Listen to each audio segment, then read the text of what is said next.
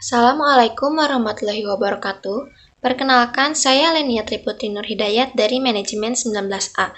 Saya akan membahas mengenai konsep return dan resiko. Yang pertama adalah return. Return investasi adalah kinerja finansial investasi pada suatu aset. Ada 3 pengertian dari return, yaitu yang pertama ada return aktual atau historis yang biasa kita sebut sebagai realized return. Yang kedua ada return diharapkan atau expected return, dan yang ketiga ada return disyaratkan atau biasa yang disebut juga dengan required return.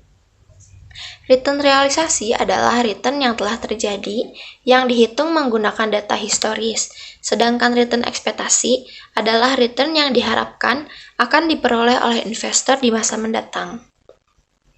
Kemudian, return ekspektasi atau expected return merupakan return yang digunakan untuk pengambilan keputusan investasi. Return ini penting dibandingkan dengan return historis. Dengan adanya ketidakpastian atau uncertainty, berarti investor akan memperoleh return di masa mendatang yang belum diketahui persis nilainya.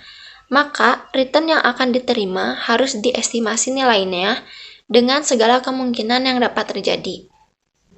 Berarti bahwa tidak hanya sebuah hasil masa depan atau outcome yang akan diantisipasi, tetapi perlu diantisipasi beberapa hasil masa depan dengan kemungkinan probabilitasnya terjadi. Oleh karena itu, probabilitas dari hasil-hasil masa depan perlu diketahui. Distribusi probabilitas ini dapat diperoleh dengan cara estimasi secara subjektif atau berdasarkan dari kejadian sejenis di masa lalu yang pernah terjadi. Return ekspektasi dapat dihitung dengan metode nilai ekspektasi, yaitu mengalihkan masing-masing hasil masa depan atau outcome dengan probabilitas kejadiannya dan menjumlah semua produk perkalian tersebut. Selanjutnya ada risiko.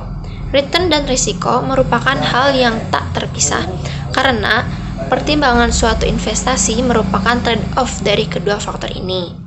Hubungan yang semakin positif, semakin besar risiko yang harus ditanggung, semakin besar return yang harus dikompensasikan. Risiko merupakan variabilitas return terhadap return yang diharapkan. Untuk menghitung risiko, metode yang banyak digunakan adalah deviasi standar, yang mengukur absolut penyimpangan nilai-nilai yang sudah terjadi dengan nilai ekspektasinya.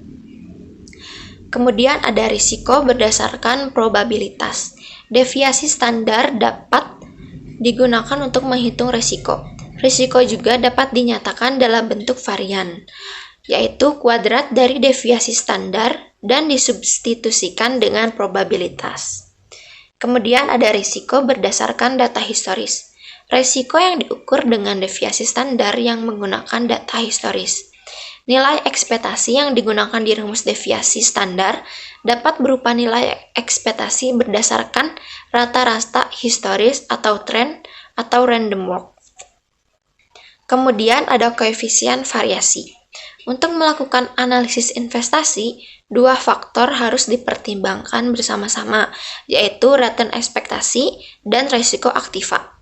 Koefisien variasi dapat digunakan untuk mempertimbangkan 2 faktor tersebut bersamaan. Semakin kecil CV, semakin baik aktiva tersebut. Kemudian ada hubungan antara return ekspektasi dengan risiko.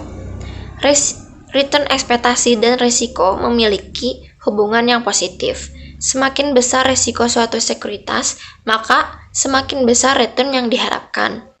Untuk return realisasi, hubungan positif tidak dapat terjadi, maka jika investor menginginkan return yang lebih tinggi, ia harus menanggung risiko yang lebih tinggi pula. Obligasi pemerintah mempunyai risiko yang lebih tinggi dibandingkan dengan SBI.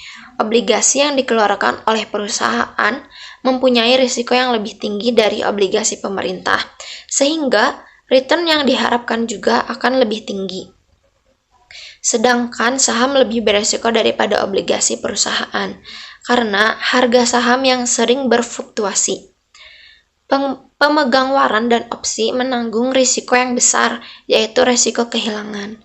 Namun yang lebih berisiko dari opsi dan waran adalah future, karena hasilnya tidak penuh ketidakpastian di masa depan. Terima kasih. Cukup sekian. Wassalamualaikum warahmatullahi wabarakatuh.